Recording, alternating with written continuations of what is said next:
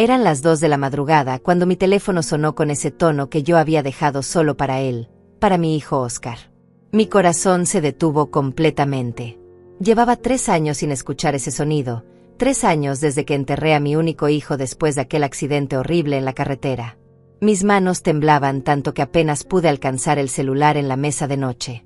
La pantalla iluminaba mi cuarto oscuro y ahí estaba, tan real como el aire que respiraba, el nombre de Oscar parpadeando en la llamada entrante. Sentí que el mundo se detenía a mi alrededor. Durante un momento eterno no pude moverme, solo miraba ese nombre en la pantalla mientras las lágrimas comenzaban a correr por mis mejillas. Finalmente, con el corazón golpeando tan fuerte que pensé que se saldría de mi pecho, deslicé el dedo y contesté. La voz que escuché del otro lado me heló la sangre hasta los huesos. Mamá, soy yo. Abre la puerta, por favor. Estoy aquí afuera y me voy a congelar de frío. Mamá, por favor, necesito que me ayudes. Era su voz. Era exactamente su voz. El mismo tono, la misma forma de pronunciar las palabras, ese pequeño quiebre que siempre tenía cuando necesitaba algo de mí. Me levanté de la cama con las piernas temblando, sintiendo que en cualquier momento me iba a desmayar. Caminé hacia la ventana de mi habitación que daba a la calle, moviéndome como si estuviera en un sueño, o mejor dicho, en una pesadilla. Separé las cortinas con dedos temblorosos y miré hacia afuera.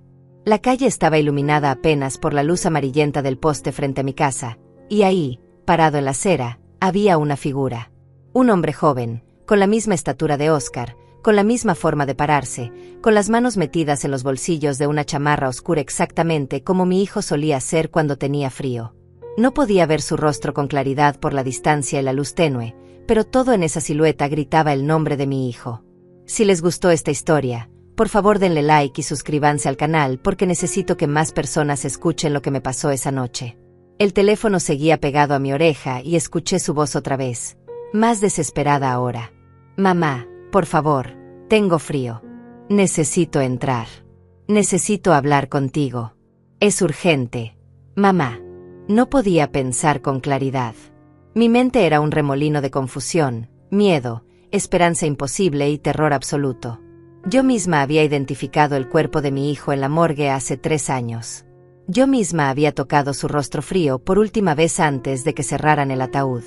Yo había estado en su funeral, había visto cómo bajaban su ataúd a la tierra, había escuchado las palabras del sacerdote mientras yo lloraba hasta que pensé que no me quedarían más lágrimas. Y ahora esa voz, ese hombre en la calle, esa llamada imposible en medio de la noche. Bajé las escaleras tan rápido como mis rodillas artríticas me lo permitieron, aferrándome al barandal para no caer. La casa estaba completamente oscura excepto por la pequeña luz del pasillo que siempre dejaba encendida porque le tenía miedo a la oscuridad desde que me había quedado sola. Mis pies descalzos tocaban el piso frío y cada paso resonaba en el silencio de esta casa demasiado grande para una mujer sola de 62 años. Llegué a la puerta principal y mi mano se detuvo sobre la cerradura. Una parte de mí, la parte racional que todavía funcionaba en algún lugar de mi cerebro aterrorizado, me gritaba que no abriera esa puerta. Me decía que esto no podía ser real, que los muertos no llaman por teléfono, que los muertos no se paran en las aceras pidiendo entrar. Pero era la voz de mi hijo. Era mi Oscar. Abrí la puerta de golpe y el aire frío de la noche me golpeó en la cara. Salí descalza al pequeño jardín del frente, mirando desesperada hacia la calle. No había nadie. La acera estaba completamente vacía. La luz del poste iluminaba el pavimento húmedo de rocío, pero no había ninguna figura, ninguna sombra, ningún rastro de que alguien hubiera estado ahí. El teléfono se me cayó de la mano y golpeó contra el cemento del camino de entrada. Me quedé ahí parada, temblando de frío y de miedo, mirando la calle vacía mientras las lágrimas corrían libremente por mi cara. ¿Qué me estaba pasando? Había escuchado su voz tan claramente. Lo había visto parado ahí. No podía estar volviéndome loca. No podía. Recogí mi teléfono con manos temblorosas y vi que la llamada se había cortado. Entré de nuevo a la casa y cerré la puerta con llave, recargándome contra ella mientras trataba de recuperar el aliento. Mi corazón latía tan fuerte que podía escucharlo en mis oídos. Revisé el registro de llamadas en mi teléfono y ahí estaba. Llamada entrante de Oscar, 2:17 de la madrugada, duración 1 minuto y 43 segundos. No había sido mi imaginación. El teléfono lo confirmaba. Pero ¿cómo era posible? Después del accidente, yo misma había cancelado su línea telefónica. Había ido a la compañía, había llenado los formularios, había devuelto su chip. Ese número no existía más. No podía existir más. Me senté en las escaleras, abrazándome a mí misma, sintiendo el frío que había entrado conmigo desde afuera. La casa se sentía diferente de repente. Demasiado silenciosa. Demasiado grande. Demasiado vacía. Vivía sola aquí desde que Oscar murió. Mi esposo había fallecido 8 años atrás de un infarto, y mi hija, mi hermosa hija mayor, había muerto 5 años antes que Oscar en complicaciones de parto.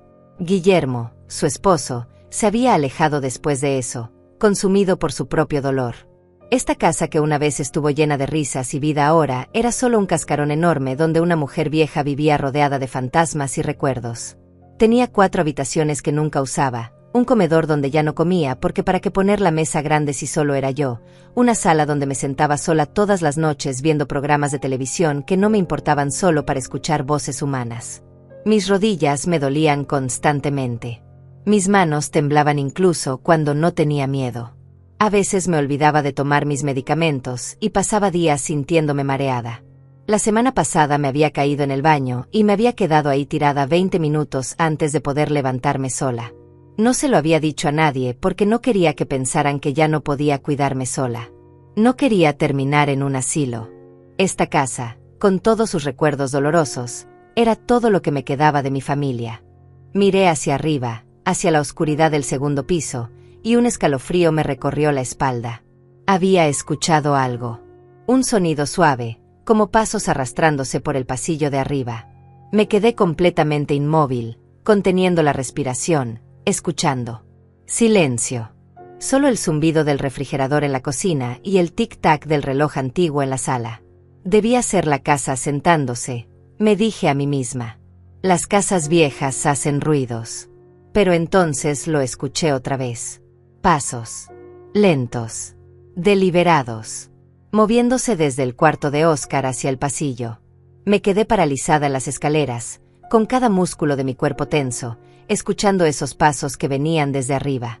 No podía ser real. Tenía que ser mi imaginación, mi mente jugándome trucos después de esa llamada imposible.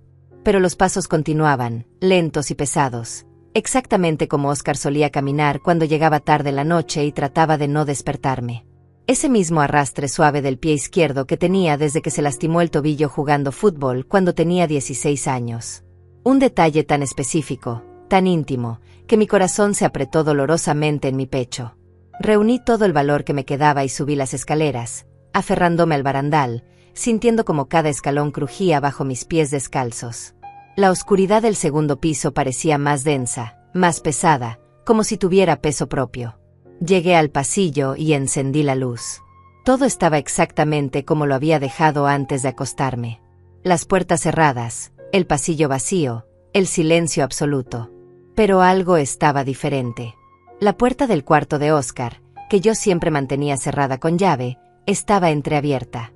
Llevaba 3 años sin entrar a ese cuarto. Después del funeral, había guardado todas sus cosas. Había cerrado esa puerta y había jurado no abrirla hasta que tuviera el valor de enfrentar ese dolor. La llave la guardaba en mi joyero, en mi propia habitación. Nadie más tenía acceso a ella. Nadie más vivía en esta casa. Caminé hacia esa puerta con el corazón latiéndome tan fuerte que sentía que iba a vomitar. Empujé la puerta lentamente y encendí la luz del cuarto. Todo estaba tal cual lo había dejado hace 3 años. La cama perfectamente tendida con esa colcha gris que él tanto odiaba, pero que yo le había comprado de todas formas. Su escritorio con la computadora vieja todavía en su lugar. Las fotos en la pared de sus viajes, sus amigos, su vida que se había cortado demasiado pronto. Sus trofeos de fútbol en el estante. Pero había algo fuera de lugar. Sobre la cama, perfectamente doblada, estaba su chamarra favorita. Esa chamarra de mezclilla desgastada que había sido enterrada con él. Yo misma la había puesto en el ataúd porque la amaba tanto. La había visto por última vez en el funeral. Mis piernas se doblaron y caí de rodillas en el piso del cuarto. Esto no podía estar pasando. Los muertos no dejan sus chamarras sobre las camas. Los objetos no salen de las tumbas y regresan a las casas. Me arrastré hacia la cama, temblando incontrolablemente, y toqué la tela de la chamarra. Era real. Podía sentir la textura áspera del denim, el frío de las cremalleras metálicas, incluso ese olor tenue a colonia que Oscar siempre usaba. Tomé la chamarra entre mis manos y la apreté contra mi pecho, sollozando tan fuerte que mi cuerpo entero se sacudía. ¿Qué me estaba pasando? Estaba perdiendo la cabeza. Tenía que estar perdiendo la cabeza. No había otra explicación lógica. Me quedé ahí, arrodillada en el piso del cuarto de mi hijo muerto, abrazando una chamarra que no debería existir, llorando hasta que ya no me quedaron lágrimas. La luz del amanecer comenzaba a filtrarse por la ventana cuando finalmente pude moverme otra vez. Me levanté con dificultad, sintiendo cada uno de mis 62 años en las rodillas adoloridas, y bajé las escaleras llevando la chamarra conmigo. La puse sobre el sofá de la sala y me preparé un café con manos que todavía temblaban. Necesitaba pensar con claridad. Necesitaba encontrar una explicación racional para todo esto. Tal vez había sacado la chamarra yo misma en algún momento y no lo recordaba. Tal vez estaba teniendo problemas de memoria peores de lo que pensaba. Tal vez necesitaba ver a un doctor. Pero entonces mi teléfono sonó otra vez. Lo había dejado sobre la mesa de la cocina y ahora vibraba y sonaba con ese tono especial. Con manos temblorosas lo tomé y miré la pantalla. Otra vez. El nombre de Oscar. Otra llamada entrante a las 6:15 de la mañana. Esta vez no contesté inmediatamente.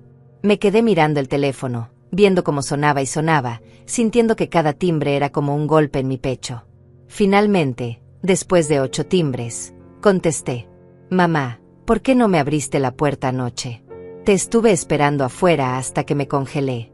Ahora estoy enfermo por tu culpa. Necesito que vengas a ayudarme. Estoy en problemas. Mamá. Necesito dinero.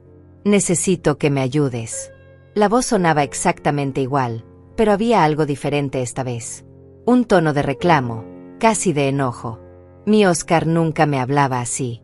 Incluso cuando estaba molesto, incluso cuando discutíamos, siempre me hablaba con respeto y cariño. Encontré mi voz, quebrada y temblorosa. Oscar, mi amor, estás muerto. Te enterré hace 3 años. Esto no puede estar pasando. Por favor, quien quiera que seas, déjame en paz. Hubo un silencio largo del otro lado de la línea, y luego una risa. Una risa baja y fría que me heló hasta el alma. Mamá, estás confundida otra vez. Siempre te olvidas de las cosas. Por eso necesitas que alguien te cuide. Por eso necesitas ayuda. Voy a ir a la casa más tarde. Prepara algo de comer. Y la llamada se cortó. Me quedé ahí parada en la cocina, con el teléfono todavía pegado a la oreja, sintiendo que el mundo se desmoronaba a mi alrededor. Esa voz. Ese tono. La forma en que me había dicho que estaba confundida. De repente recordé algo. Recordé las últimas semanas antes del accidente de Oscar. Él había estado extraño, distante. Había venido a visitarme menos. Cuando le preguntaba qué pasaba, me decía que estaba ocupado con el trabajo. Pero una vez, solo una vez, lo había escuchado hablando por teléfono en el jardín. Había escuchado su voz tensa, enojada, diciendo algo sobre dinero, sobre una deuda, sobre gente que lo estaba presionando. Cuando le pregunté al respecto, me dijo que no era nada, que solo eran problemas del trabajo. Nunca investigué más. Ahora esa conversación regresaba a mi mente como un fantasma. Pasé el resto del día en un estado de shock, moviéndome por la casa como un zombi. No podía comer. No podía pensar. Solo daba vueltas y vueltas, mirando la chamarra en el sofá, mirando mi teléfono esperando que sonara otra vez, preguntándome si debería llamar a alguien, contarle a alguien lo que estaba pasando. Pero ¿a quién podría llamar? No tenía amigos cercanos. La mayoría de la gente de mi edad que conocía había muerto o se había mudado a vivir con sus hijos. Mi única vecina cercana era Mariana, una mujer de 70 años que vivía 3 casas más abajo, pero apenas hablábamos más allá de saludos cordiales. No tenía más familia excepto algunos primos lejanos que no había visto en años. Estaba completamente sola en esto, como estaba sola en todo. Alrededor de las 3 de la tarde escuché el sonido de un carro estacionándose frente a mi casa. Miré por la ventana y sentí una mezcla extraña de alivio y aprehensión. Era Guillermo, el viudo de mi hija. Su camioneta negra estaba estacionada en la entrada y él bajaba con una bolsa de lo que parecía ser comestibles. Guillermo había estado visitándome esporádicamente desde que Oscar murió, tal vez una vez cada 2 o 3 meses. Decía que quería asegurarse de que yo estuviera bien, que era lo menos que podía hacer por la madre de su difunta esposa. Siempre había sido amable, considerado, pero distante. Había algo en él que nunca me terminó de convencer, aunque nunca pude identificar exactamente qué era. Abrí la puerta antes de que tocara el timbre. «Francisca, qué bueno que estás en casa», dijo con esa sonrisa que siempre parecía no llegar completamente a sus ojos. «Te traje algunas cosas del supermercado. Pensé que tal vez necesitabas provisiones». Entró sin esperar invitación, como siempre hacía, y llevó las bolsas directamente a la cocina. Lo seguí, sintiéndome extrañamente incómoda en mi propia casa. Guillermo tenía 45 años, era alto, de complexión fuerte, y siempre vestía camisas perfectamente planchadas y pantalones de vestir como si viniera directo de una oficina. Trabajaba en algo relacionado con bienes raíces, aunque nunca había entendido exactamente qué hacía. Guillermo comenzó a guardar las cosas en mi refrigerador y alacena con movimientos eficientes, como si conociera perfectamente dónde iba cada cosa. «Te ves cansada, Francisca», me dijo sin voltear a verme. «¿Estás durmiendo bien? ¿Estás tomando tus medicamentos?». Su tono era casual, pero había algo calculador en sus preguntas. Me senté en una de las sillas de la cocina, sintiendo de repente todo el peso del día sin dormir. «He tenido algunas noches difíciles», admití, sin saber exactamente cuánto debería contarle. Guillermo cerró la puerta del refrigerador y se volteó hacia mí con esa expresión de preocupación que parecía ensayada. «Sabes, he estado pensando.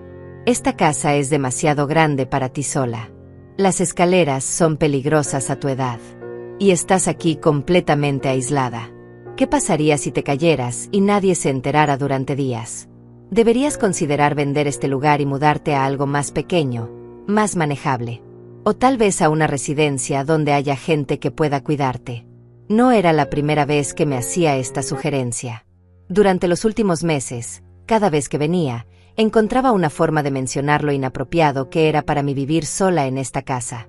Siempre lo planteaba como preocupación genuina, pero algo en la forma en que lo decía me incomodaba profundamente. «Esta es mi casa, Guillermo», le respondí con más firmeza de la que sentía. «Aquí crecieron mis hijos. Aquí está toda mi vida. No voy a irme». Él suspiró y se sentó frente a mí en la mesa. «Francisca, sé que es difícil, pero tienes que ser realista. No estás mejorando. De hecho, creo que estás empeorando. Tu memoria no es la misma. A veces dices cosas que no tienen sentido. Me preocupa que no estés bien». Sus palabras me golpearon como un puñetazo. Era cierto que a veces olvidaba cosas pequeñas, que a veces me confundía con las fechas o los nombres, pero no era nada grave. Era normal para alguien de mi edad. Pero la forma en que Guillermo lo decía, con esa mezcla de lástima y determinación, me hizo sentir pequeña e incompetente. «Estoy perfectamente bien», insistí, pero mi voz sonaba menos convincente ahora. Guillermo se inclinó hacia adelante, tomando una de mis manos entre las suyas. Sus manos estaban frías. «Francisca, te voy a contar algo porque me preocupo por ti. La semana pasada hablé con tu vecina, Mariana. Me dijo que te ha visto hablando sola en el jardín. Que a veces sales en la madrugada y te quedas parada afuera en bata, mirando la calle. Que has dejado la estufa prendida varias veces. Estoy preocupado de verdad». Sentí que mi cara se ponía caliente de vergüenza y confusión. Era verdad que a veces hablaba sola, pero solo porque me sentía muy sola en esta casa enorme. Y sí, tal vez 1 o 2 veces había olvidado apagar la estufa, pero nada peligroso. Pero lo de salir en la madrugada, eso había sido solo anoche, después de la llamada. ¿Cómo podía Mariana haberle contado eso a Guillermo si acababa de pasar? A menos que hubiera pasado antes y yo no lo recordara. El pensamiento me aterrorizó. Tal vez Guillermo tenía razón. Tal vez estaba peor de lo que pensaba. De repente recordé la chamarra sobre el sofá en la sala. Guillermo no la había visto todavía porque había ido directo a la cocina. No sabía por qué, pero algo me decía que no debía mencionarla, que no debía hablarle de las llamadas telefónicas ni de los pasos en el piso de arriba. Algo en mi instinto me advertía que mantuviera esos detalles para mí misma. Guillermo, aprecio tu preocupación, de verdad, pero estoy bien. Solo necesito descansar mejor. Tal vez debas irte ahora, estoy muy cansada. Él me miró fijamente por un momento largo, y en sus ojos vi algo que no pude identificar. Decepción tal vez. O frustración. Está bien, Francisca. Pero piensa en lo que te dije. Esta casa vale mucho dinero, probablemente unos $300,000 o más en el mercado actual. Podrías venderla, mudarte a un departamento pequeño y cómodo, y todavía te sobraría dinero para vivir tranquila el resto de tu vida. Incluso podrías dejarle algo a la familia que te queda. La familia que me queda. La frase se quedó flotando en el aire. ¿Qué familia me quedaba? Guillermo técnicamente ya no era mi familia. Había estado casado con mi hija, pero ella llevaba muerta 5 años. No teníamos ningún lazo de sangre. ¿Por qué estaba tan interesado en lo que yo hacía con mi casa y mi dinero? Gracias por las compras, Guillermo. Te lo agradezco. Pero de verdad necesito descansar. Él se levantó lentamente, alisándose la camisa. Claro. Pero Francisca, una cosa más. Necesito que me firmes unos papeles. Son solo documentos de rutina, cosas del seguro de vida de tu hija que todavía tenemos pendientes. Los traje conmigo, están en la camioneta. ¿Te importa si los traigo para que los firmes rápido? Algo en mi estómago se apretó. ¿Qué papeles del seguro podía necesitar mi firma 5 años después de la muerte de mi hija? Pero estaba tan cansada, tan confundida, tan desesperada porque se fuera que solo asentí. Guillermo salió a su camioneta y regresó con una carpeta de piel. La puso sobre la mesa de la cocina y sacó varios documentos. Mira, son solo formalidades. Aquí, aquí y aquí, dijo señalando líneas punteadas en diferentes páginas. Traté de leer los documentos, pero las letras pequeñas se veían borrosas sin mis lentes, que había dejado arriba en mi habitación. Guillermo parecía impaciente, golpeando suavemente con los dedos sobre la mesa. Es lo mismo que firmaste antes, Francisca. Solo actualizaciones. Nada importante. Pero yo nunca había firmado nada antes relacionado con el seguro de mi hija. Eso había sido todo entre Guillermo y la compañía de seguros. ¿Por qué necesitarían mi firma ahora? Guillermo, creo que mejor lo reviso con calma. Déjame los papeles y te los devuelvo firmados la próxima vez que vengas. Su expresión cambió instantáneamente. La máscara amable se deslizó por un segundo y vi algo frío y duro en su mirada.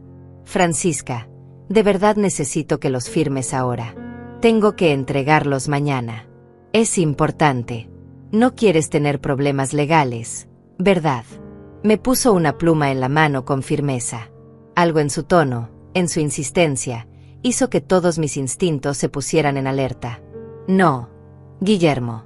No voy a firmar nada que no haya leído completamente. Por favor, vete. El silencio que siguió fue tenso y pesado. Guillermo me miró con una expresión que me asustó. Ya no había ni rastro de la amabilidad fingida. Sus ojos estaban fríos como piedras. ¿Sabes qué, Francisca? Creo que tienes razón. Creo que estás más confundida de lo que pensaba. Creo que de verdad necesitas ayuda profesional. Voy a tener que hablar con algunas personas sobre tu situación. No puedes seguir viviendo sola así, es peligroso para ti y podría ser peligroso para otros. Recogió sus papeles bruscamente y los metió en la carpeta. Me quedé sentada, temblando, sin poder creer el cambio tan drástico en su comportamiento. Cuando llegó a la puerta de entrada, se volteó una última vez. Piensa bien las cosas, Francisca. Piensa en lo que es mejor para ti. Y toma tus medicamentos. Creo que los necesitas más de lo que crees. La puerta se cerró detrás de él con un golpe que resonó por toda la casa. Me quedé sentada en la cocina, sintiendo que algo muy malo acababa de pasar, pero sin poder identificar exactamente qué. Me levanté con piernas temblorosas y fui a la sala. La chamarra de Oscar seguía ahí sobre el sofá. La tomé y la examiné más cuidadosamente ahora, con más luz. Busqué en los bolsillos y encontré algo que hizo que mi sangre se helara. Un recibo viejo, doblado varias veces. Lo desdoblé cuidadosamente. Era de una casa de empeño del centro de la ciudad, fechado 2 semanas antes del accidente de Oscar. Mi hijo había empeñado su reloj, el reloj de oro que le había regalado su padre antes de morir, por $2,500. ¿Por qué Oscar había necesitado ese dinero tan desesperadamente? Me quedé mirando ese recibo durante lo que pareció una eternidad, tratando de procesar lo que significaba. Oscar nunca me había dicho nada sobre problemas de dinero. Siempre había sido responsable, trabajador, cuidadoso con sus finanzas. El reloj de su padre era su posesión más preciada. Jamás lo hubiera empeñado a menos que estuviera desesperado. $2,500 era mucho dinero, pero no tanto como para justificar desprenderse de algo tan valioso sentimentalmente. ¿Qué había pasado en las últimas semanas de su vida que yo no sabía? ¿Qué secretos había guardado mi hijo de mí? Y más importante aún, ¿cómo había llegado esta chamarra a mi casa, con este recibo todavía en el bolsillo, si se suponía que había sido enterrada con él hace 3 años? Revisé el otro bolsillo de la chamarra y encontré algo más. Una tarjeta de presentación, vieja y arrugada, con el nombre de Guillermo impreso en letras elegantes. Guillermo Sánchez, asesor en inversiones inmobiliarias. Abajo había un número de teléfono y una dirección de oficina. ¿Por qué Oscar tendría la tarjeta de Guillermo en su chamarra? Guillermo se había casado con mi hija 7 años antes de la muerte de Oscar. Se conocían, por supuesto, eran cuñados, pero nunca me habían mencionado que tuvieran algún tipo de relación de negocios. Un pensamiento horrible comenzó a formarse en mi mente. ¿Qué tal si Oscar había acudido a Guillermo por ayuda? ¿Qué tal si había pedido dinero prestado? ¿Qué tal si estaba metido en algo peligroso y Guillermo lo sabía? Subí las escaleras otra vez, esta vez con un propósito diferente. Ya no tenía miedo de los sonidos de la casa o de las puertas que se abrían solas. Ahora tenía algo más urgente que el miedo, tenía preguntas que necesitaban respuestas. Fui directo al cuarto de Oscar y comencé a buscar entre sus cosas. Había cajas en el closet que nunca había tenido el valor de abrir después de su muerte. Cajas llenas de papeles, recibos, documentos de su vida. Saqué la primera caja y comencé a revisar su contenido sobre la cama. Estados de cuenta bancarios, facturas viejas, cartas, fotografías. Busqué algo, cualquier cosa que me diera una pista sobre qué había estado pasando en su vida. Encontré estados de cuenta de los últimos 6 meses antes de su muerte. Los revisé página por página y lo que vi me perturbó profundamente. Retiros grandes y frecuentes. $500 aquí, 800 allá, 1,200 más adelante.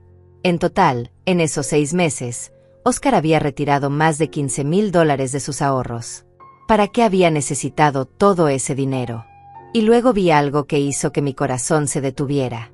Una transferencia electrónica por $5,000 a una cuenta a nombre de Guillermo Sánchez, fechada un mes antes del accidente. La descripción decía simplemente, pago inicial proyecto inversión. Mis manos comenzaron a temblar otra vez. Oscar le había dado dinero a Guillermo. Mucho dinero. Y nunca me lo había mencionado. Seguí buscando en las cajas con una urgencia frenética ahora. Tenía que haber más información. Tenía que entender qué había pasado. En la tercera caja encontré una carpeta con documentos que me dejaron sin aliento. Eran contratos, acuerdos de inversión, todos firmados por Oscar y Guillermo. Según los documentos, Guillermo había convencido a Oscar de invertir en un proyecto de desarrollo inmobiliario. Le había prometido retornos del 30% en 6 meses. Oscar había invertido inicialmente $5,000, luego otros 10,000 más. Todo su dinero, todos sus ahorros. Y según las fechas de los documentos, el plazo para recibir los retornos había vencido 2 semanas antes de su muerte. Había una serie de correos electrónicos impresos en la carpeta. Los leí uno por uno, sintiendo como la imagen completa comenzaba a formarse. Oscar había estado presionando a Guillermo por el dinero. Los correos empezaban educados, simplemente preguntando sobre el estatus de la inversión. Luego se volvían más urgentes. Luego desesperados. En el último correo, fechado 3 días antes del accidente, Oscar escribía, Guillermo, necesito ese dinero ahora. Me dijiste que era seguro. Me dijiste que triplicaría mi inversión. He perdido todo lo que tenía. Tengo deudas que no puedo pagar. Si no me devuelves mi dinero esta semana, voy a tener que tomar medidas legales. No quiero problemas familiares, pero no me estás dejando opción. No había respuesta de Guillermo en los correos impresos. 3 días después de ese último correo, Óscar había muerto en un accidente automovilístico en la carretera. Su carro se había salido del camino en una curva peligrosa durante la noche. La policía había dicho que probablemente se había quedado dormido al volante. No había otras señales de nada sospechoso. Solo un accidente trágico. Pero ahora, con esta información, todo se veía diferente. ¿Qué tal si no había sido un accidente? ¿Qué tal si Guillermo había hecho algo? ¿Qué tal si? No, me detuve a mí misma. No podía pensar así. No podía comenzar a crear teorías de conspiración sin pruebas. Pero las preguntas seguían viniendo, imparables. ¿Por qué Guillermo nunca me había mencionado esta inversión? ¿Por qué nunca me había dicho que Óscar le había dado todo su dinero? Y más importante, ¿por qué ahora estaba tan interesado en que yo vendiera mi casa, en que firmara documentos, en declararme incompetente? Mi casa valía $300,000. Él mismo lo había dicho. ¿Qué pasaría si me declaraban incompetente? ¿Quién controlaría mi dinero? ¿Quién heredaría todo cuando yo muriera? De repente todo comenzó a encajar de una forma horrible. Mi hija, la esposa de Guillermo, había muerto en complicaciones de parto hace 5 años. Pero yo recordaba que en ese entonces había habido algo extraño con su muerte también. Los doctores habían dicho que era una complicación inesperada, pero mi hija había estado perfectamente sana durante todo el embarazo. Había sido joven, fuerte. Su muerte había sido una sorpresa terrible para todos. Y el bebé también había muerto. Guillermo había heredado todo lo que ella tenía, incluyendo el dinero de un seguro de vida considerable. Luego, 2 años después, Óscar muere en un accidente después de haberle confiado todo su dinero a Guillermo. Y ahora Guillermo aparecía cada vez más frecuentemente en mi vida, presionándome para vender mi casa, para firmar papeles, para dejarme declarar incompetente. Me senté en el piso del cuarto de Óscar, rodeada de documentos y recuerdos, sintiendo que finalmente comenzaba a ver la verdad. Guillermo no era el yerno preocupado que pretendía ser. Era un depredador. Había manipulado a mi hija de alguna forma, se había quedado con su dinero. Había convencido a Óscar de darle sus ahorros y cuando Óscar pidió cuentas, algo había pasado. Y ahora me tenía a mí en la mira. La última pieza. La viuda vulnerable y sola con una casa valiosa y ninguna familia que la protegiera. Pero eso no explicaba las llamadas telefónicas. No explicaba la voz de Óscar en el teléfono. No explicaba cómo esta chamarra había aparecido en mi casa.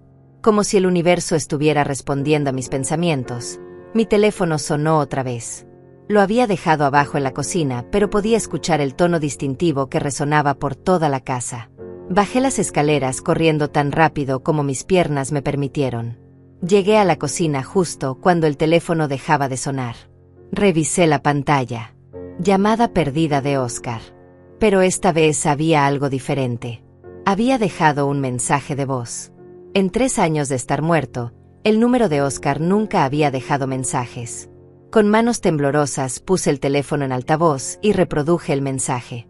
La voz que salió del teléfono hizo que se me erizara cada pelo del cuerpo. No era exactamente la voz de Óscar esta vez. Era parecida, pero distorsionada, como si estuviera siendo alterada electrónicamente. Francisca, decía la voz, usando mi nombre en lugar de mamá. Sé que has estado hurgando en cosas que no te corresponden. Sé que encontraste los documentos. Esto no es bueno para ti. Estás confundida, estás enferma. Necesitas ayuda.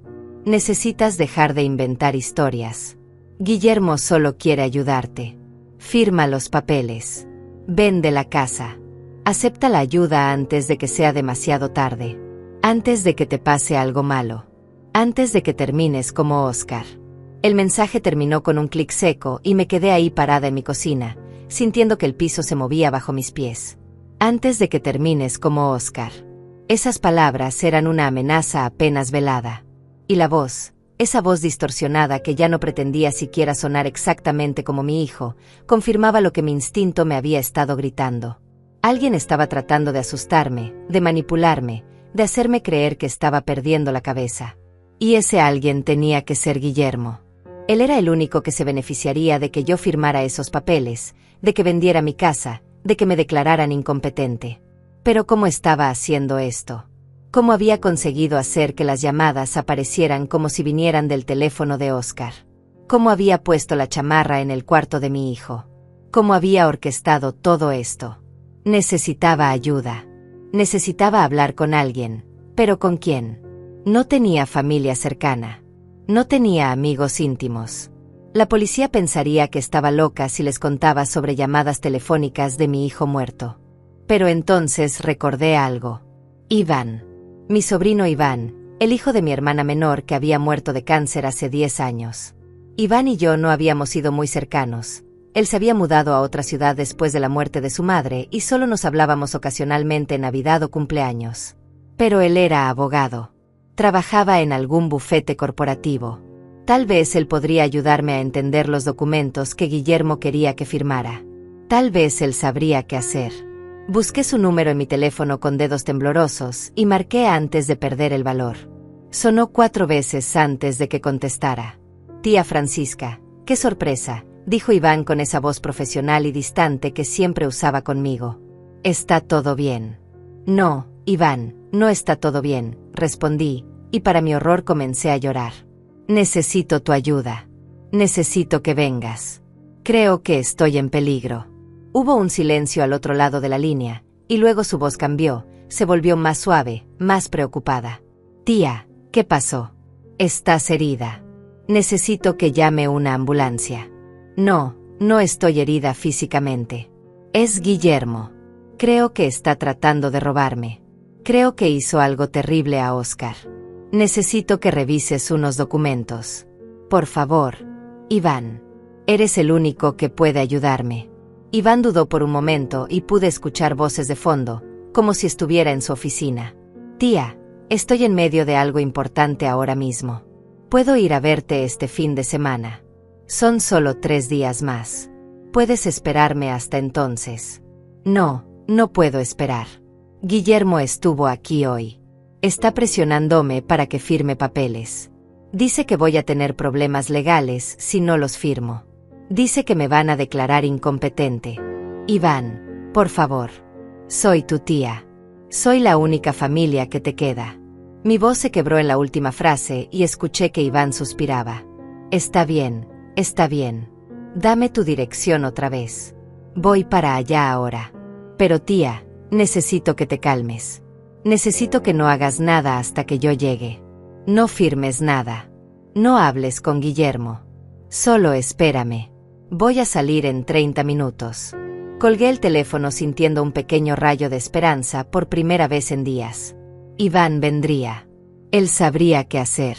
Él era joven, inteligente, educado. No dejaría que Guillermo me manipulara.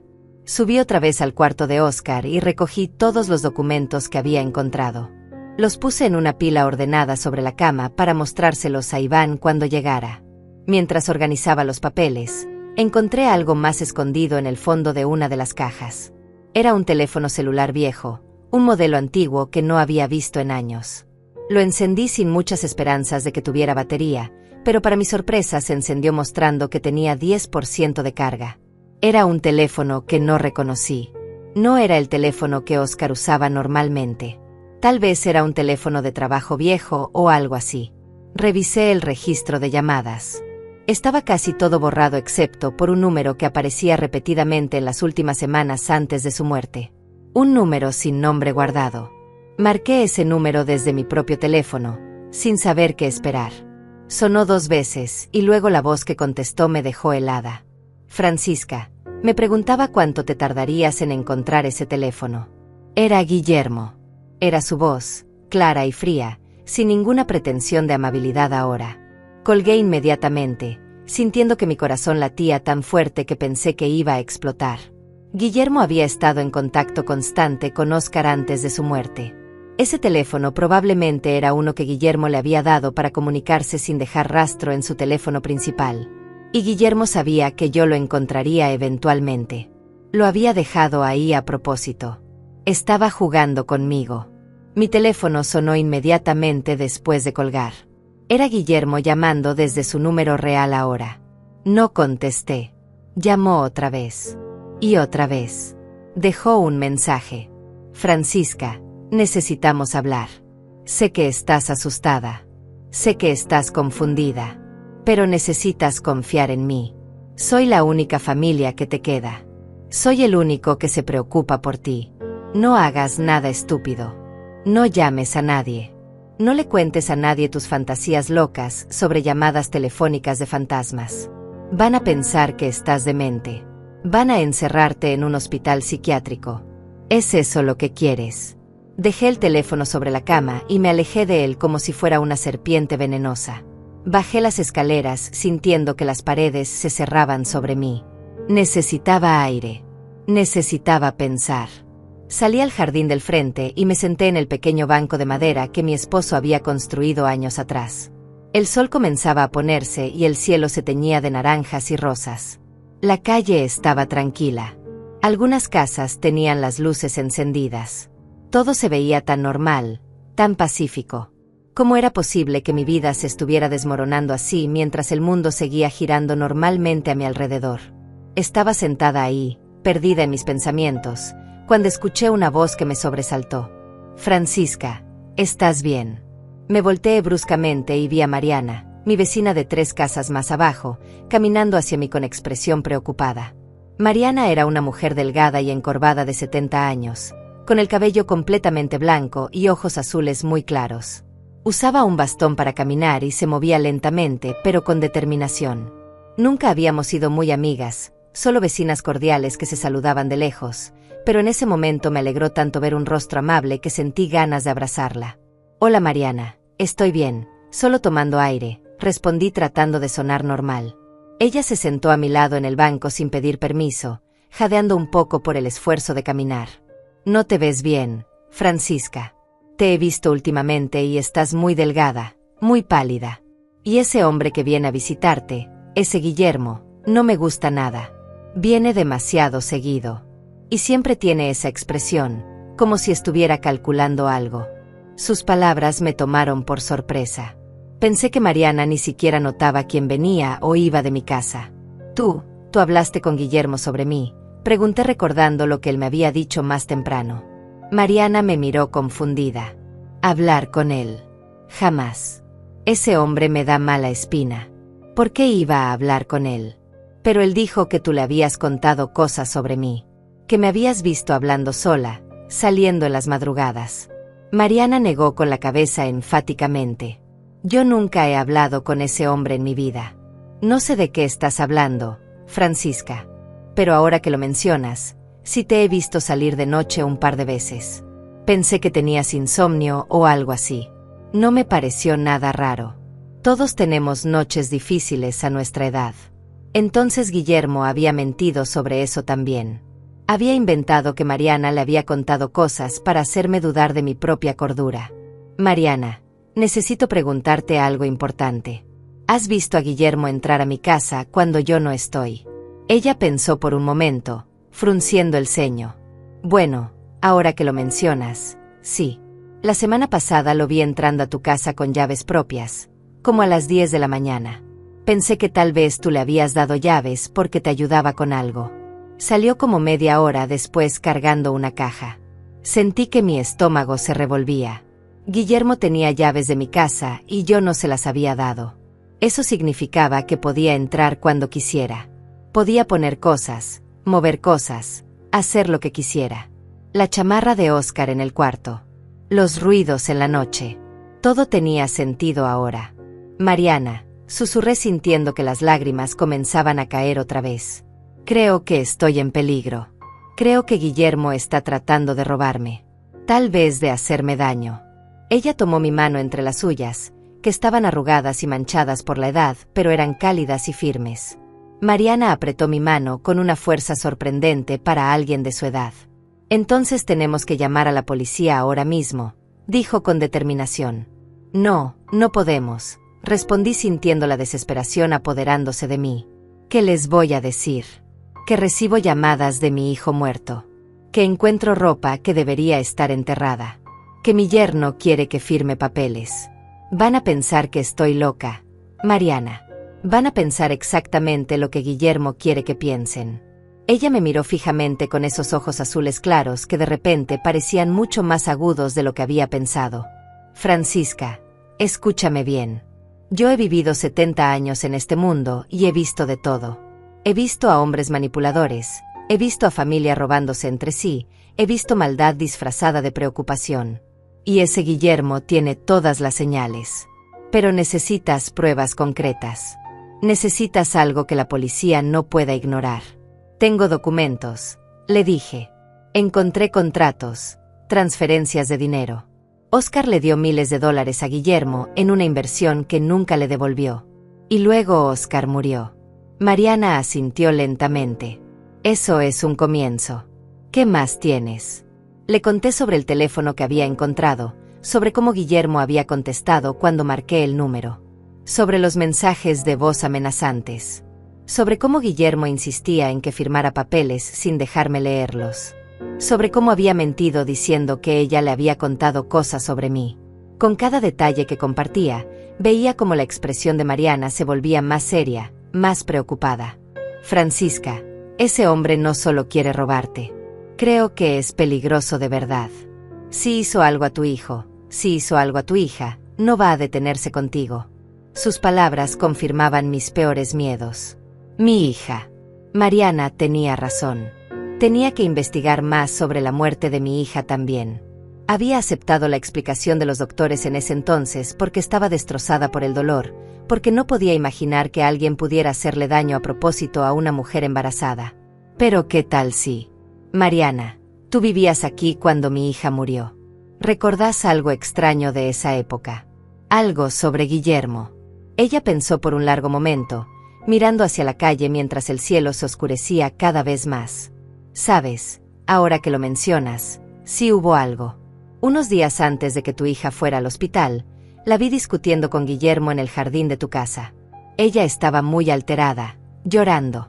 Él trataba de calmarla, pero se veía enojado. No escuché lo que decían, pero recuerdo que pensé que era extraño verlos pelear así cuando ella estaba tan embarazada. Debía estar de 8 meses ya. Un escalofrío me recorrió la espalda. ¿Por qué habrían estado peleando? Mi hija nunca me mencionó ningún problema con Guillermo. Siempre me decía que todo estaba bien, que estaban emocionados por el bebé, que eran felices. Pero tal vez me había estado mintiendo para protegerme. Tal vez había descubierto algo sobre Guillermo y él. No podía terminar ese pensamiento. Era demasiado horrible. Mariana se levantó lentamente del banco, apoyándose en su bastón. Francisca, no te quedes sola esta noche. Ven a mi casa. Tengo un cuarto de huéspedes. Puedes quedarte ahí hasta que llegue tu sobrino mañana. No es seguro que estés aquí si Guillermo tiene llaves. Tenía razón, pero la idea de abandonar mi casa, de dejar todos esos documentos, me aterrorizaba. ¿Qué tal si Guillermo entraba mientras yo no estaba y se llevaba todo? ¿Qué tal si destruía las pruebas? No puedo, Mariana. Tengo que quedarme. Tengo que proteger esas pruebas. Mi sobrino viene en camino, debería llegar en un par de horas. Voy a estar bien hasta entonces. Ella me miró con expresión escéptica, pero finalmente asintió. Está bien, pero deja tu puerta sin seguro. Si escuchas algo, lo que sea, gritas y yo llamo a la policía inmediatamente. ¿Entiendes? Le prometí que lo haría y ella se alejó lentamente por la calle, volteando cada pocos pasos para asegurarse de que yo entrara a la casa. Cerré la puerta detrás de mí y puse todos los seguros. Revisé todas las ventanas de la planta baja para asegurarme de que estuvieran cerradas. Subí las escaleras y recogí todos los documentos del cuarto de Óscar, los puse en una bolsa de lona junto con el teléfono viejo y los bajé a la sala. Si Guillermo entraba, tendría que pasar sobre mí para llevarse esas pruebas.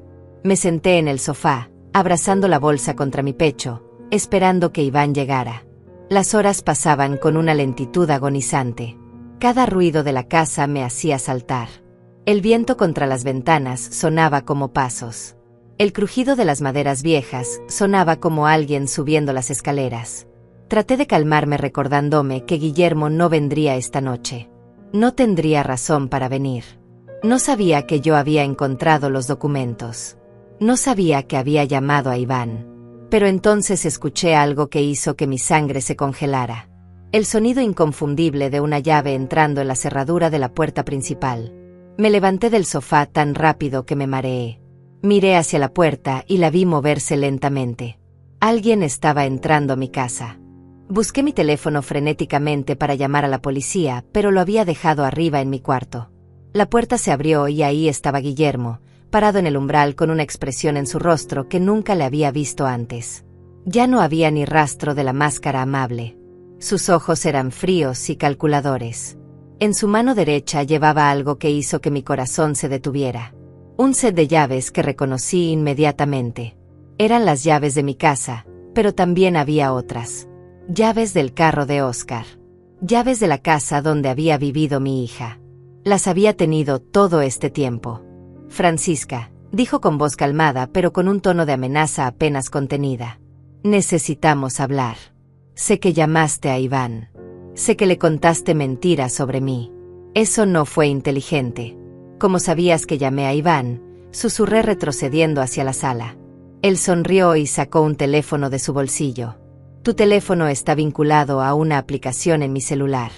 He estado monitoreando todas tus llamadas, todos tus mensajes durante meses. ¿Cómo crees que he sabido exactamente cuándo venir, qué decir, cómo presionarte? He estado planeando esto por mucho tiempo, Francisca. Mucho tiempo.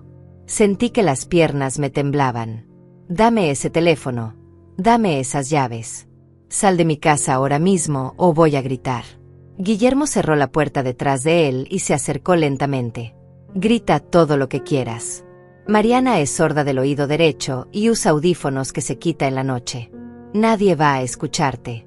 Y en cuanto a Iván, no va a llegar. Tomó otro camino. Se acercó más y yo seguí retrocediendo hasta que mi espalda chocó contra la pared.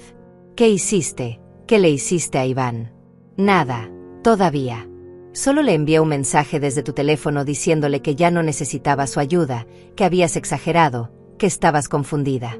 Iván es un hombre ocupado, Francisca. Se sintió aliviado de no tener que hacer el viaje. Probablemente ya está de regreso en su oficina. Las lágrimas comenzaron a correr por mis mejillas. Mi última esperanza se había esfumado. Estaba sola con este hombre que había estado manipulándome, aterrorizándome, y que probablemente había matado a mis hijos. ¿Por qué, Guillermo? ¿Por qué hiciste todo esto? Mi hija te amaba. Oscar confiaba en ti. ¿Por qué? Él se detuvo a unos metros de mí y se rió. Una risa fría y vacía. Tu hija era una tonta sentimental que descubrió que yo había estado desviando dinero de su cuenta. Iba a divorciarse de mí. Iba a dejarme sin nada. No podía permitirlo. En cuanto a Oscar, ese idiota invirtió todo su dinero en un proyecto que nunca existió. Cuando empezó a presionarme, cuando amenazó con ir a la policía, tuve que actuar. Fue más fuck de lo que pensé. Un pequeño ajuste en los frenos de su carro. Una llamada anónima para asegurarme de que tomara esa carretera específica esa noche. Tan simple. Mis piernas cedieron y me deslicé por la pared hasta quedar sentada en el piso. Había matado a mis 2 hijos. Este monstruo había matado a mis bebés y ahora estaba ahí, confesándolo como si estuviera hablando del clima. Y yo, continuó Guillermo acercándose más, soy el único heredero que te queda. Cuando firmes esos papeles que preparé, cuando te declaren incompetente, voy a tener control sobre todo tu dinero, sobre esta casa. Y cuando finalmente tengas un accidente, un trágico accidente como caerte por las escaleras o tomar demasiados medicamentos por error, todo va a ser mío. $300,000 por esta casa. Más otros 100,000 que tienes en ahorros. Casi $500,000. Por eso vale la pena todo esto. Me quedé ahí sentada en el piso, mirando a este hombre que había destruido mi familia por dinero, sintiendo una mezcla de terror y rabia que nunca había experimentado antes en mi vida. Pero detrás del miedo, algo más comenzaba a crecer. Una determinación feroz. Una negativa absoluta a ser su próxima víctima. No voy a firmar nada, dije con voz temblorosa pero firme. Y no voy a tener ningún accidente conveniente. La gente va a saber la verdad. Guillermo se rió otra vez, esa risa horrible que me hacía sentir náuseas. Francisca, ya nadie te cree. Pasé meses construyendo la narrativa de que estás perdiendo la cabeza. Las llamadas telefónicas de Oscar, los objetos que aparecen y desaparecen, Todo eso fue para hacerte parecer demente. Y funcionó. Hasta Iván pensó que estabas exagerando cuando lo llamaste. Pero tengo pruebas, dije aferrándome a la bolsa con los documentos. Tengo los contratos, las transferencias de dinero, todo. Él miró la bolsa y su expresión se endureció. Esas pruebas van a desaparecer esta noche, junto con cualquier evidencia de que alguna vez existieron. Y mañana, cuando te encuentren en la mañana después de haber tenido un episodio psicótico, después de haberte caído por las escaleras en la confusión, nadie va a cuestionar nada. La pobre Francisca, dirán. Finalmente su mente la traicionó completamente. ¡Qué tragedia! Se acercó más y extendió la mano hacia la bolsa. Dámela ahora y tal vez haga esto rápido. No tienes que sufrir. Algo dentro de mí se rompió en ese momento. Toda la vulnerabilidad, todo el miedo, toda la actuación de anciana frágil y confundida que Guillermo esperaba de mí se evaporó. Grité con toda la fuerza de mis pulmones. Un grito largo y penetrante que salió desde lo más profundo de mi ser. Guillermo se sobresaltó y dio un paso atrás. Te dije que nadie te va a escuchar, dijo, pero había algo de incertidumbre en su voz ahora. Seguí gritando, sabiendo que probablemente tenía razón, sabiendo que Mariana probablemente no podía escucharme, pero necesitaba intentarlo. Necesitaba hacer algo, cualquier cosa menos rendirme. Guillermo se lanzó hacia mí y traté de esquivarlo, pero era más rápido y más fuerte. Me agarró del brazo con fuerza brutal y me jaló hacia arriba. Dame esos documentos ahora, gruñó en mi cara. Luché contra él con toda la fuerza que tenía, pateando, arañando, tratando de liberarme. La bolsa cayó al piso y los documentos se esparcieron por toda la sala. Guillermo me empujó y caí pesadamente contra la mesa de centro, sintiendo un dolor agudo en las costillas. Él se agachó para recoger los papeles y yo me arrastré hacia el otro lado de la sala, buscando algo, cualquier cosa que pudiera usar como arma. Mis manos encontraron el atizador de la chimenea que no había usado en años. Era pesado y de hierro. Lo agarré con ambas manos justo cuando Guillermo se volteaba hacia mí con los documentos en las manos. Sus ojos se ensancharon al ver el atizador. Francisca, no hagas esto más difícil de lo que tiene que ser, dijo con voz tensa. Entonces escuché el sonido más hermoso que había escuchado en mi vida. Sirenas. Sirenas de policía acercándose rápidamente por la calle. Las luces rojas y azules comenzaron a iluminar las paredes de mi sala a través de las ventanas. Guillermo se congeló, mirando hacia la ventana con expresión de pánico. Imposible, murmuró. Imposible. ¿Cómo? La puerta principal se abrió de golpe y Mariana entró, moviéndose más rápido de lo que la había visto moverse nunca, seguida por 2 oficiales de policía con las armas desenfundadas. Guillermo Sánchez, dijo uno de los oficiales. Ponga las manos donde pueda verlas. Ahora. Guillermo me miró con una expresión de odio puro. Esto no ha terminado, siseó. Luego, lentamente, levantó las manos. Los oficiales lo rodearon rápidamente, lo esposaron y comenzaron a leerle sus derechos. Mariana corrió hacia mí lo más rápido que sus piernas le permitieron y me ayudó a sentarme en el sofá. ¿Estás bien, Francisca? ¿Te lastimó? Negué con la cabeza, todavía en shock. ¿Cómo? ¿Cómo llamaste a la policía? Pensé que no podías escucharme. Ella sonrió con ternura. No podía escucharte, pero tengo cámaras de seguridad instaladas en mi casa desde que me robaron el año pasado. Una de las cámaras tiene vista de tu entrada. Vi cuando Guillermo entró a tu casa y supe que algo malo iba a pasar.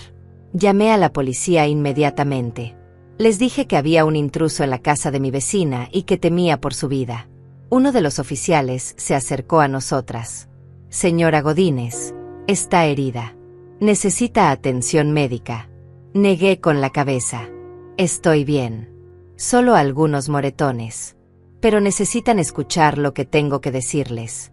Ese hombre mató a mis 2 hijos. Tengo pruebas. El oficial intercambió una mirada con su compañero. Señora, esas son acusaciones muy serias. Necesitamos que venga a la estación y haga una declaración formal. Pero primero, realmente debería ser revisada por un paramédico. Señalé los documentos esparcidos por el piso. Esos papeles lo prueban todo. Contratos fraudulentos, transferencias de dinero, todo. Y su teléfono, tiene una aplicación que monitoreaba todas mis llamadas. Revísenlo. Van a encontrar todo ahí. El oficial que había esposado a Guillermo sacó el teléfono del bolsillo del detenido. Voy a necesitar la contraseña de este teléfono, señor. Guillermo no respondió, mirando fijamente al frente con expresión de piedra. El oficial se encogió de hombros. Vamos a obtener una orden de todas formas. Y si hay evidencia de lo que la señora dice, va a enfrentar cargos muy serios. Señor Sánchez, tiene derecho a permanecer en silencio. Guillermo finalmente habló, su voz llena de veneno. Ella está loca. Completamente demente. He estado tratando de ayudarla durante meses y así es como me lo agradece. Con acusaciones absurdas. Pregúntenle sobre las llamadas telefónicas que recibe de su hijo muerto. Pregúntenle sobre las voces que escucha. Está mentalmente inestable y necesita ayuda profesional. Señor Sánchez, dijo el oficial con tono firme. Ya dije suficiente. Tiene derecho a un abogado. Sugiero que lo use. Sacaron a Guillermo de mi casa mientras él seguía protestando, mientras seguía gritando que yo estaba loca, que él era la víctima.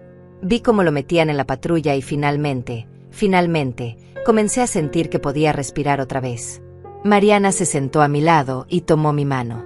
Lo lograste, Francisca. Está arrestado. Ya no puede hacerte daño. Pero aún no había terminado. Necesitaba asegurarme de que la verdad completa saliera a la luz. Oficial, dije al policía que se había quedado para tomar mi declaración preliminar. Necesito contarle todo desde el principio. Sobre mi hija que murió hace 5 años en circunstancias sospechosas. Sobre mi hijo que murió en un accidente de auto después de amenazar con demandar a ese hombre. Sobre meses de manipulación y acoso diseñados para hacerme parecer incompetente. El oficial sacó una libreta y un bolígrafo. Señora Godínez, voy a tomar notas básicas ahora, pero realmente necesito que venga a la estación mañana para hacer una declaración completa y formal. Esto va a requerir una investigación extensa, especialmente si está alegando homicidio. Vamos a necesitar examinar los casos de muerte de su hija y su hijo. Vamos a necesitar todos los documentos que tenga. Va a ser un proceso largo. Entiendo, respondí sintiendo una determinación férrea apoderándose de mí. Haré lo que sea necesario. Ese hombre me quitó a mis 2 hijos. No voy a descansar hasta que pague por lo que hizo. Pasé las siguientes 2 horas contándole al oficial todo lo que había descubierto. Le mostré los documentos, le expliqué las transferencias de dinero, le hablé sobre el teléfono que había encontrado en el cuarto de Óscar. Le conté sobre las llamadas telefónicas amenazantes, sobre cómo Guillermo había admitido haber manipulado los frenos del carro de Óscar. El oficial escribía todo meticulosamente, haciéndome preguntas específicas, pidiendo aclaraciones. Cuando finalmente terminé, ya era casi medianoche. Señora Godínez, dijo el oficial guardando su libreta. Voy a ser honesto con usted. Esto va a ser complicado. Las muertes de su hija y su hijo fueron hace años. Va a ser difícil probar que fueron homicidios y no accidentes o complicaciones médicas. Pero la confesión que usted dice que él hizo esta noche, si podemos corroborarla de alguna forma, eso podría cambiar todo. Por eso es crucial que venga mañana temprano a hacer su declaración formal. Y mientras tanto, pregunté, ¿qué pasa con Guillermo? El oficial suspiró. Por ahora lo tenemos arrestado por allanamiento de morada y agresión basándonos en lo que presenciamos esta noche. Dependiendo de lo que encontremos en su teléfono y después de investigar más, podríamos agregar más cargos. Pero necesito advertirle, señora. Es posible que pueda pagar fianza mañana. Necesita tomar precauciones. Cambiar las cerraduras de su casa. Considerar quedarse con alguien por unos días. Tal vez instalar un sistema de seguridad. Mariana habló antes de que yo pudiera responder.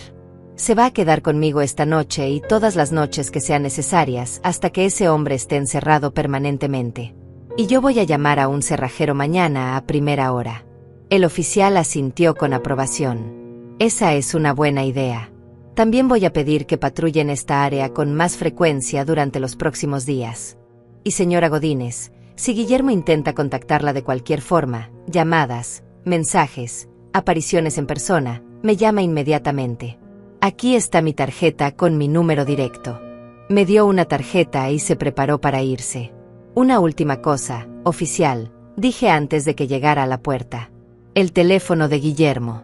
Cuando lo revisen, van a encontrar que estuvo monitoreando mi teléfono sin mi consentimiento. También creo que van a encontrar evidencia de cómo hizo esas llamadas telefónicas que parecían venir del número de mi hijo muerto. Hay aplicaciones que pueden falsificar números de teléfono. El oficial anotó eso también y asintió. Vamos a revisar cada aplicación, cada mensaje, cada llamada en ese teléfono. Si hay evidencia de acoso electrónico o fraude, lo vamos a encontrar. Descanse esta noche, señora Godínez. Mañana vamos a necesitar que esté lúcida y enfocada para la declaración formal. Cuando el oficial finalmente se fue, Mariana me ayudó a empacar algunas cosas en una pequeña maleta. Ropa para un par de días, mis medicamentos, documentos importantes. Recogimos todos los papeles que había encontrado en el cuarto de Oscar y los pusimos cuidadosamente de vuelta en la bolsa de lona. Estas son las pruebas más importantes que tienes, dijo Mariana. No las pierdas de vista ni por un segundo. Las llevé conmigo mientras caminábamos las 3 casas hasta la casa de Mariana. La noche estaba fría y oscura, pero por primera vez en semanas no sentía miedo. Sentía agotamiento, dolor por los golpes, tristeza por todo lo que había perdido, pero no miedo. La casa de Mariana era pequeña y acogedora, llena de fotografías de su familia y recuerdos de su larga vida. Me mostró el cuarto de huéspedes, una habitación simple con una cama individual y cortinas florales. Descansa, Francisca, dijo con ternura. Has pasado por mucho. Mañana va a ser un día largo también. Necesitas recuperar fuerzas. Me acosté en la cama completamente vestida, todavía abrazando la bolsa con los documentos contra mi pecho. Pensé que no podría dormir después de todo lo que había pasado, pero el agotamiento pudo más que el trauma y caí en un sueño profundo y sin sueños. Desperté con la luz del sol entrando por la ventana. Por un momento no supe dónde estaba. Luego todo regresó a mí de golpe. Guillermo. La confesión. El arresto. Me senté en la cama sintiendo cada músculo de mi cuerpo dolorido. Mariana tocó suavemente a la puerta y entró con una taza de café humeante. Buenos días. ¿Cómo te sientes? Como si me hubiera atropellado un camión, admití aceptando el café con gratitud. Pero también aliviada. Por primera vez en meses siento que no estoy volviéndome loca. Todo era real. Todo era Guillermo manipulándome. Ella se sentó en el borde de la cama. Sí, era real. Y ahora la verdad va a salir a la luz. Pero Francisca, necesito preguntarte algo. ¿Estás preparada para lo que viene? Va a ser muy difícil. Van a cuestionar cada detalle. Van a querer pruebas de todo. Y Guillermo va a tener abogados buenos que van a tratar de hacerte parecer confundida o poco confiable. Lo sé, respondí tomando un sorbo del café caliente. Pero tengo que hacerlo. Por mis hijos. Por mi hija que murió pensando que su esposo la amaba. Por Oscar que murió tratando de recuperar su dinero. No puedo dejar que Guillermo se salga con la suya. No importa qué tan difícil sea. Mariana asintió con respeto. Entonces vamos a desayunar algo, y luego te llevo a la estación de policía. No vas a enfrentar esto sola. Desayunamos en silencio, ambas perdidas en nuestros pensamientos. Luego nos subimos al viejo carro de Mariana y manejó hacia la estación de policía. El oficial que había estado en mi casa la noche anterior, cuya tarjeta decía que se llamaba Oficial Ramírez, nos estaba esperando. Señora Godínez, gracias por venir. Tenemos mucho que discutir. Me llevó a una sala de entrevistas pequeña con una mesa y sillas y una cámara de video en la esquina. Voy a grabar su declaración formal, explicó. Quiero que me cuente todo otra vez, pero esta vez con todos los detalles que pueda recordar. Fechas específicas, conversaciones exactas, cualquier cosa que pueda ayudarnos a construir el caso.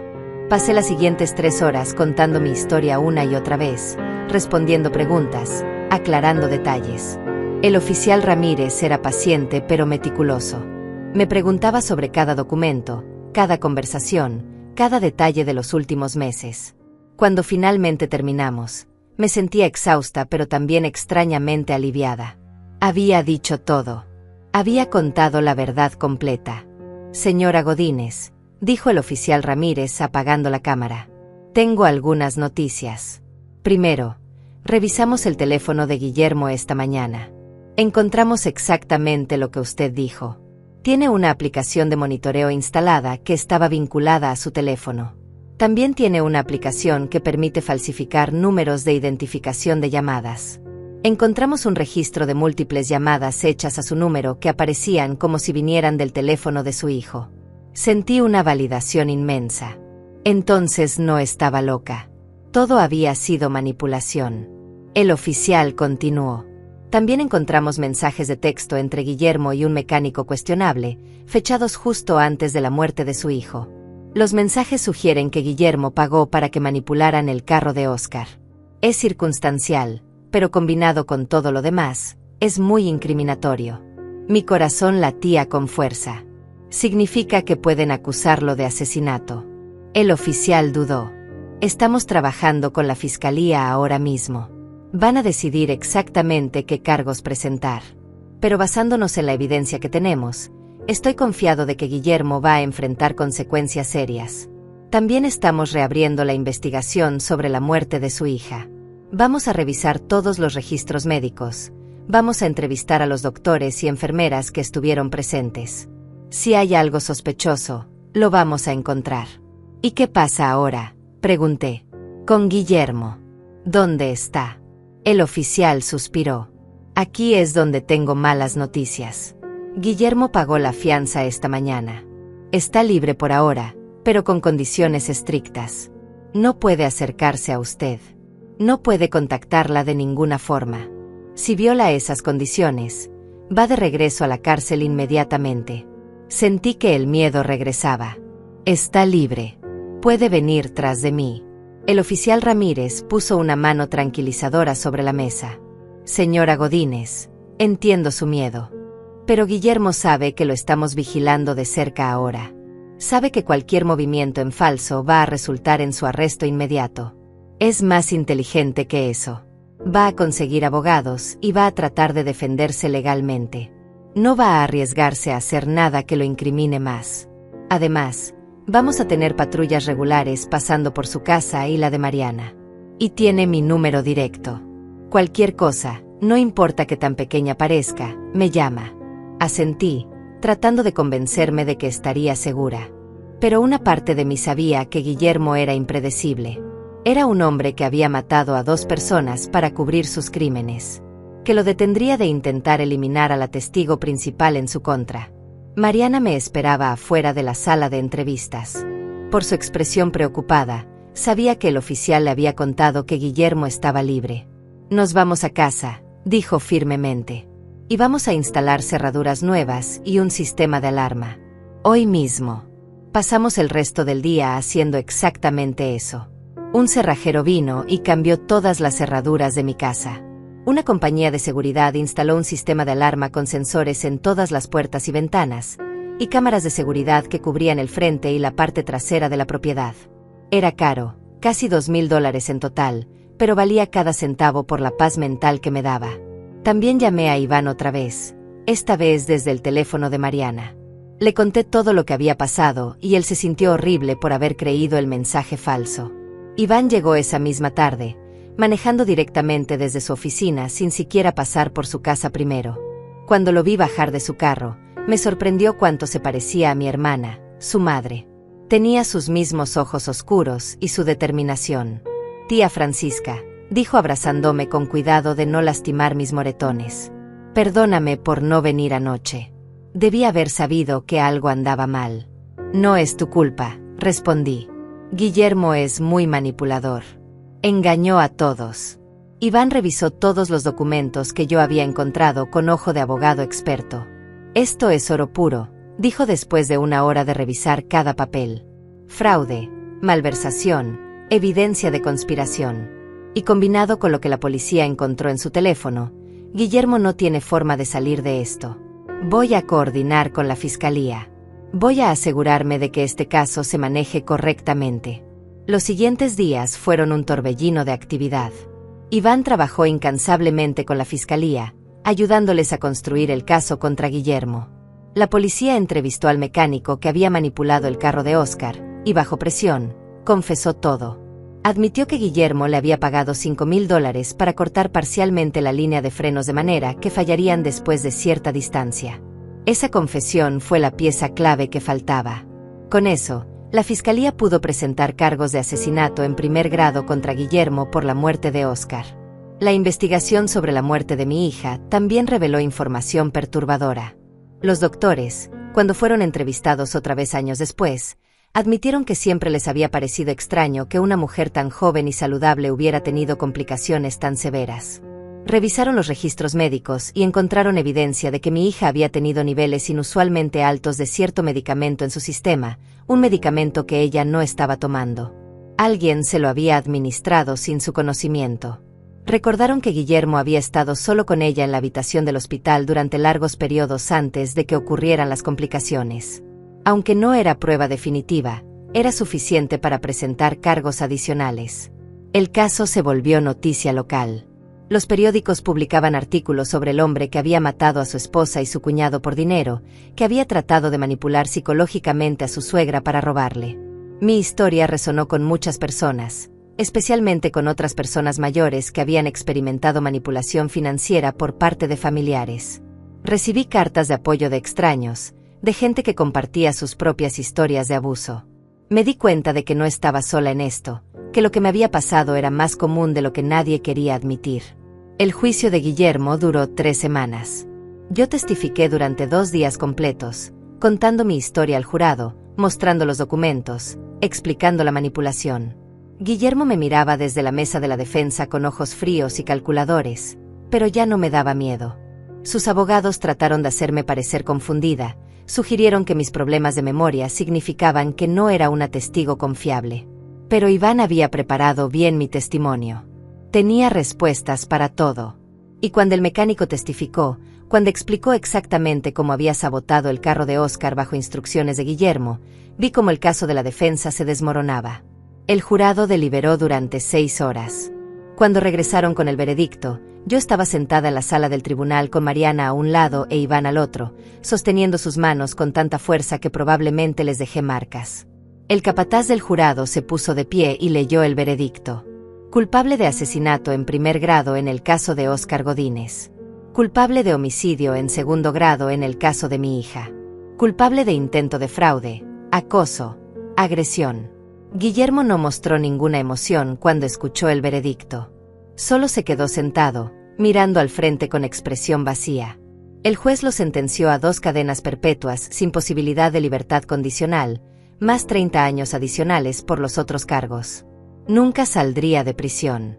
Cuando los guardias se lo llevaron, finalmente se volteó para mirarme una última vez. Había odio puro en sus ojos, pero también derrota. Sabía que había perdido. Salí del juzgado sintiendo un peso enorme levantándose de mis hombros. Mis hijos no habían muerto por accidente o mala suerte. Habían sido asesinados, y su asesino finalmente enfrentaría justicia. No los traería de vuelta. Nada podría hacer eso. Pero al menos la verdad había salido a la luz. Al menos su memoria no estaba manchada por mentiras. Los meses siguientes fueron de sanación. Me mudé de vuelta a mi casa, que ya no se sentía amenazante o llena de fantasmas. Mariana e Iván se aseguraron de que nunca estuviera sola por mucho tiempo. Mariana se convirtió en una verdadera amiga, visitándome casi diariamente, tomando café en mi cocina, compartiendo historias de nuestras vidas. Iván venía los fines de semana, ayudándome con asuntos legales y financieros, asegurándose de que todo estuviera en orden. Por primera vez en años, no me sentía completamente sola. La casa grande que una vez me había parecido un mausoleo ahora se sentía como un hogar otra vez. Planté flores en el jardín, las favoritas de mi hija. Puse nuevas fotografías de Óscar en marcos alrededor de la sala, recordando los buenos momentos en lugar de solo el dolor de su pérdida. Había días difíciles, por supuesto. Días en que el peso de todo lo que había perdido se sentía insoportable. Pero también había días buenos. Días en que podía recordar a mis hijos con amor en lugar de solo tristeza. Días en que podía sentir gratitud por haber descubierto la verdad, por haber sido lo suficientemente fuerte para luchar contra Guillermo. Establecí una fundación en memoria de mis hijos para ayudar a personas mayores víctimas de abuso financiero y manipulación. Usé el dinero que había ahorrado durante años para financiarla. La fundación ofrecía asesoría legal gratuita, apoyo psicológico y educación sobre cómo reconocer señales de manipulación. Sentía que era una forma de darle significado a lo que había pasado, de convertir mi dolor en algo que pudiera ayudar a otros. Un año después del juicio, estaba sentada en mi jardín en una tarde soleada, tomando té y leyendo un libro. Escuché que alguien se acercaba y levanté la vista. Era Mariana, caminando lentamente con su bastón, sonriendo. «Traje galletas», anunció. «Esas de chocolate que tanto te gustan». Se sentó a mi lado en el banco que mi esposo había construido tantos años atrás. Estuvimos en silencio por un momento, disfrutando el sol y la paz. «Francisca», dijo Mariana finalmente, «estoy orgullosa de ti. Sobreviviste a algo que hubiera destruido a muchas personas. No solo sobreviviste, prosperaste. Tus hijos estarían orgullosos de ti también». Sus palabras me llenaron de calidez. «Gracias, Mariana, por todo, por salvarme esa noche, por creer en mí cuando nadie más lo hacía, por ser mi amiga». Ella tomó mi mano entre las suyas. «Para eso están las amigas. Para eso están las vecinas. Para cuidarnos unas a otras». Miré mi casa, esta casa que Guillermo había tratado de quitarme, esta casa llena de memorias tanto dolorosas como hermosas. Ya no era un lugar de soledad y miedo. Era mi hogar. Era donde había criado a mis hijos, donde había amado y perdido y sobrevivido. Y ahora era donde viviría el resto de mis días, no como una víctima, sino como una sobreviviente. Fuerte, completa, libre. Las llamadas telefónicas habían terminado. Los fantasmas habían sido puestos a descansar. La verdad había prevalecido. Y aunque nada podría llenar el vacío que dejaron mis hijos, había encontrado una forma de seguir adelante, de honrar su memoria, de vivir una vida que ellos hubieran querido para mí. Una vida de dignidad, propósito y paz.